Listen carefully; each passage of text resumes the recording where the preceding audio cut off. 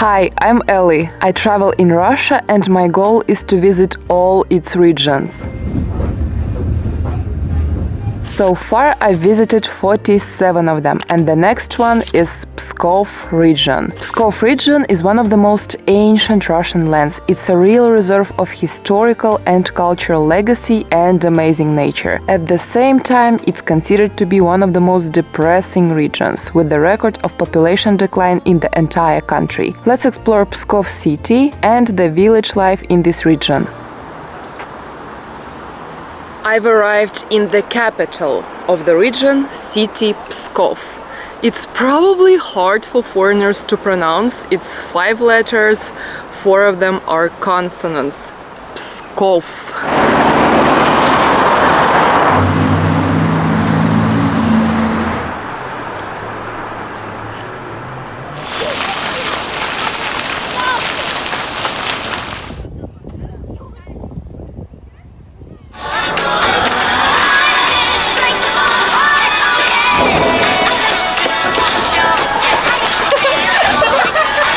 Pskov city was first mentioned in the chronicles in the year of 903, more than a century before Moscow was founded. Literally on every corner of the city you will find ancient churches, cathedrals and architectural sites. There are so many of them that you will get tired to visit them all. But a must-visit place is Pskov Krom.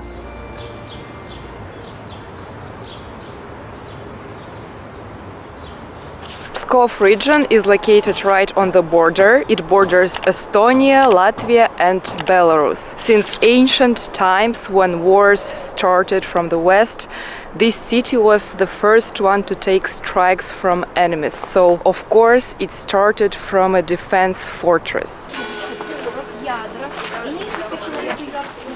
In all the cities of Russia, this fortress is named Kremlin, but only here it's named Krom. So I am in Pskov Krom. This comes from a word korm, which means food, and that's because within these walls there was always supply of weapons and food in case of a siege.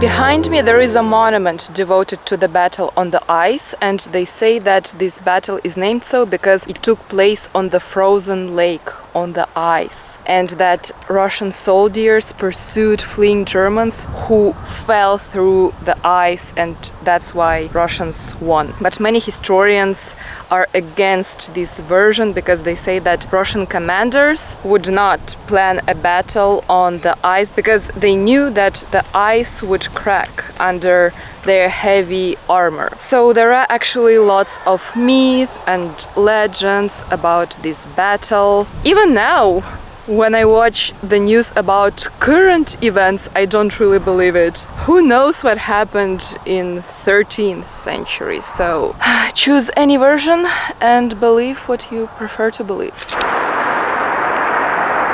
The bus from Pskov left me on the main road on a highway, and now I have about 40 minutes to walk to the village, and I have a boat to catch. I hope I will be on time. I think there was a direct bus there, but I took the wrong one.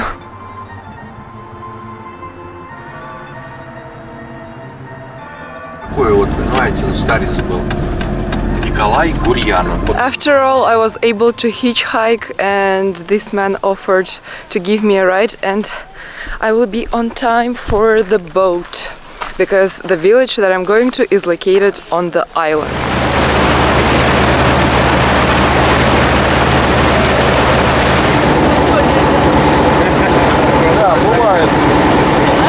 In the lake Pskov there are three islands: Zalita, Belov, and Talabinets. Talab Islands were already inhabited in the 11th century. During the time of Imperial Russia, life on these islands was thriving. In 1890s there were around 3,400 people living here, and the main occupation was fishing. However, during the World War II, the Talab Islands were occupied by German troops. Almost the entire population was exiled from the islands and the buildings were burned down. After the war, when islanders began to return home, it was difficult to rebuild the houses, since there is no forest on the island. Now the islands, as well as the population of the whole region, are in decline. This is an island, Zalita. The biggest part of all the island's population lives here in the village Zalita. In the year of 2000, there used to be about 350 people living here. Now it's about 130 or even less, so this village is dying super fast. I see many abandoned houses like this, which are being rotten, and it's so sad because the surrounding is amazing.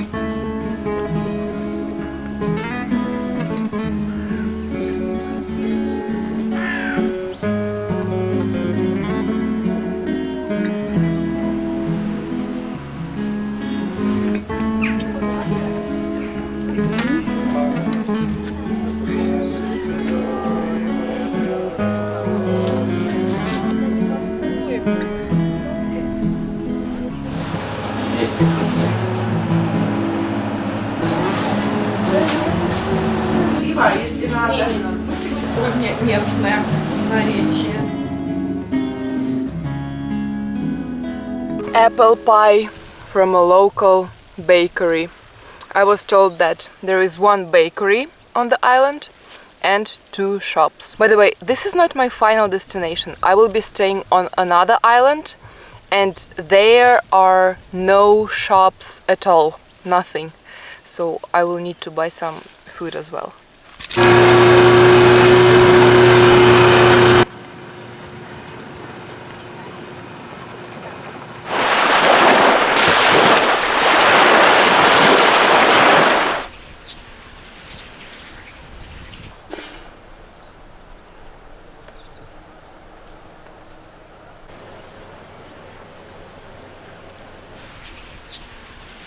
Looks like there is a shop here, and I've got this jam with брусника. А как вас зовут? Татьяна. From the dear Tatiana. А вы давно живете здесь, на Белово? С 83-го года. А почему решили сюда переехать? Я не решила переехать. У меня умер муж. И я приехала сюда, была турбаза, союзное значение. Летний период. С 1 мая по 31 сентября работала. И я с 2 детьми приехала сюда работать, чтобы отвлечься от горя, от всего. Ну и пока я работала, нашла еще одного мужа, рыбака.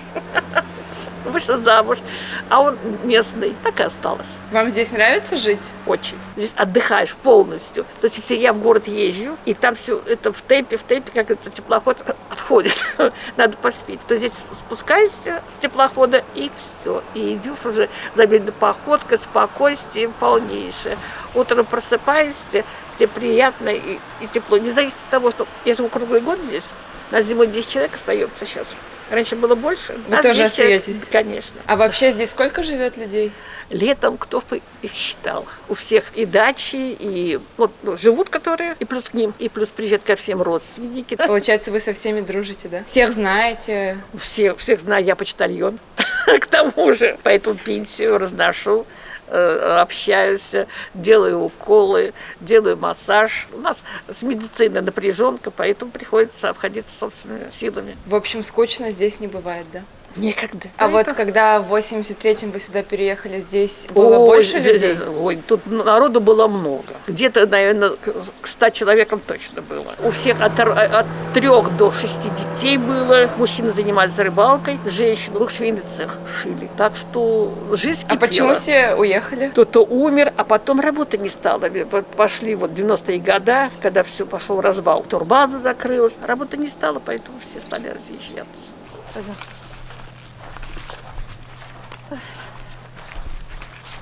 Ой, Что это у нас такое?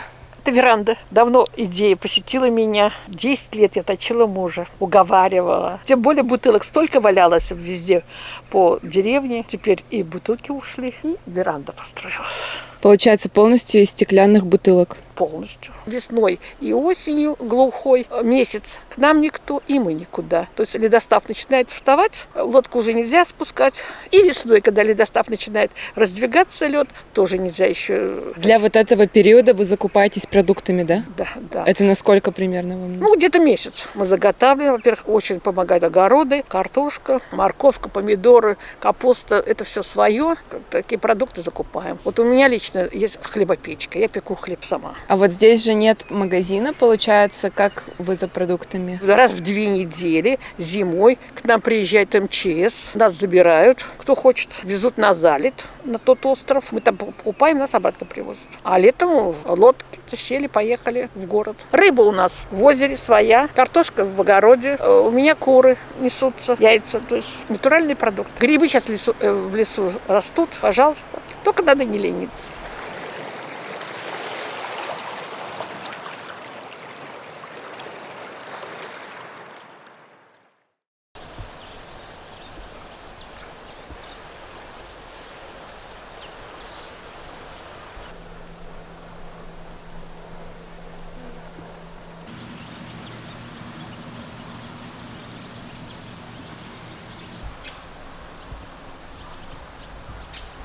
Staying on this island has been just amazing. Waking up in this nature and all of this. And I'm gonna leave you with 3 things at the end of this video. First one, Russia is not Moscow. If you've been to Moscow, you can't say that you've been to Russia. You know, now in our news they say, look, Russia is developing so fast, look at all of these technologies, blah blah blah, look at these robots delivering food in Moscow. In this village, one babushka is delivering all the letters and everything. No, I mean, robots are cool, but in places like this you feel more alive. And a place being less developed doesn't mean that it's any worse. And these places are amazing in my opinion. Second thing, this place is a great travel destination. Put it on your list. Talabskie острова, Talabskie Islands in Pskov region. Yes, in winter it's only 10 people living here, but in summer it's actually quite a popular tourist destination. Yes, this place has lots of its own problems, and locals told me that now they have ecological problem because of tourists coming, but they don't get their waste with them from the island, and many other ecological problems. Yes, many people are leaving these cities, and Tatiana, that babushka, also said that it used to be a huge village, now it's 10 people. But I didn't get this depressing vibe here at all. This place is just amazing. It's so nice to be here, spending time in the nature, being completely unplugged. I just loved it so much. So yes, you can put it on your travel list in Russia. And third thing, if you do decide to visit this place, take your waste with you when leaving. How do they say? Don't leave anything, only your footprints.